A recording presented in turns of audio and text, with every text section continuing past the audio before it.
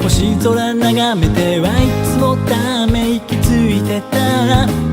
少しずつ街に慣れてきていつの間にか微笑んだ。立ち止まったけどやめやしなかった。今思うと頑張ってる君を褒めてやるよ。これからも続く果てしない道で輝けることをひたすら祈って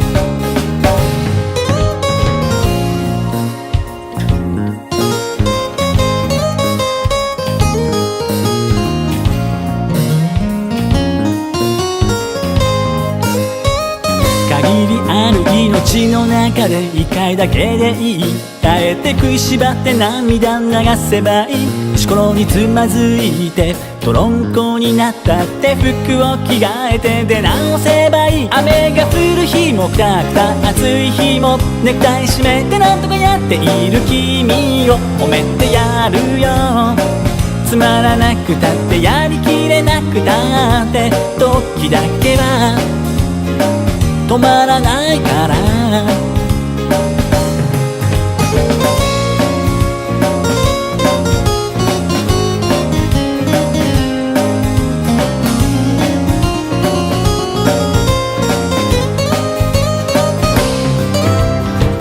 見えやしない星空眺めてはいつもため息ついてた。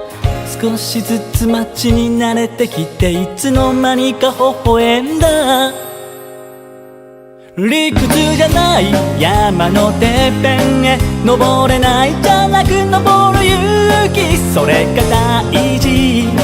それとビールとタバコと洗濯機安らぎを求め煙吸い込んでさ明日輝けることをひたすら祈って時だけは止まらないから